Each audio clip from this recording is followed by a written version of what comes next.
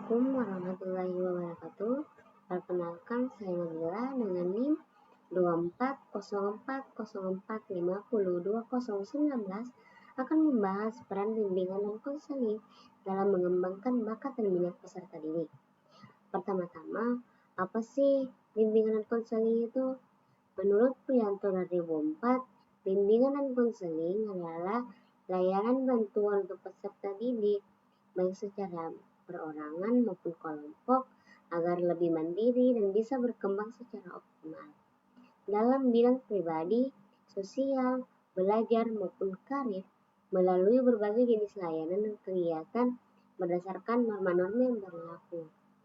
Bimbingan dan konseling merupakan upaya proaktif dan sistematik dalam memfasilitasi untuk mencapai tingkat perkembangan yang optimal, pengembangan perilaku yang efektif, pengembangan lingkungan, dan peningkatan fungsi atau manfaat individu dan lingkungannya itu sendiri.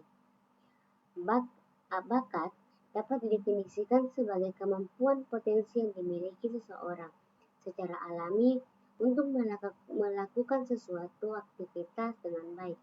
Bakat seringkali muncul tanpa perlu banyak latihan dan dapat terlihat sejak dini. Misalnya, ada seorang anak yang mampu bernyanyi tanpa latihan yang lebih formal, mungkin memiliki bakat dalam bidang musik. Bakat ini bisa bersifat spesifik seperti bakat dalam matematika, seni, olahraga, atau bahasa. Minat di sisi lain merujuk pada ketertarikan atau kecenderungan seseorang terhadap suatu aktivitas atau bidang tertentu. Minat dapat dikembangkan seiring waktu berjalan dan seringkali dipengaruhi oleh pengalaman, pendidikan, dan lingkungan.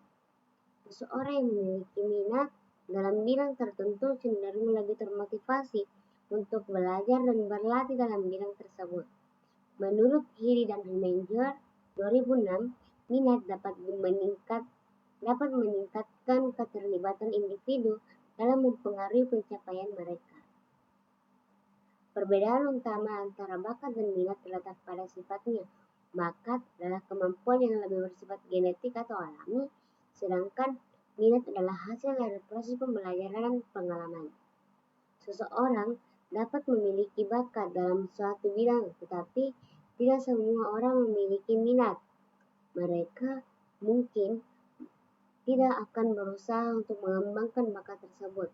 Sebaliknya, seseorang yang memiliki minat yang kuat dalam suatu bidang dapat mengembangkan keterampilan meskipun bakatnya tidak sekuat orang lain. Lalu, jenis-jenis bakat. Ada beragam jenis-jenis bakat yang jarang disadari antara lain seperti bakat verbal, bakat tentang konsep yang dibuat dalam bentuk kata-kata. Kedua, bakat numerikal, bakat tentang konsep bentuk angka. Ketiga, bakat skolastik, kombinasi antara kata-kata dan angka-angka. Keempat, bakat abstrak, bakat yang bukan berupa kata-kata maupun angka, melainkan bentuk rancangan, pola ukur, atau posisi bentuk diagram. Bakat mekanik, bakat tentang prinsip-prinsip umum, IPA, prakakas, tata kerja, mesin, dan alat lainnya. Pentingnya identifikasi bakat dan minat dalam konteks pendidikan tidak dapat diabaikan dengan memahami dan mengenali bakat, serta minat siswa. Pendidik dapat merancang kurikulum dan program yang lebih sesuai dengan kebutuhan individu.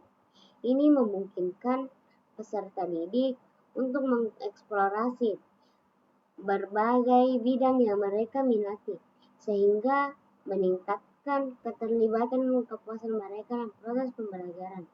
Selain itu, bimbingan dan konseling memiliki peran dalam proses pembelajaran.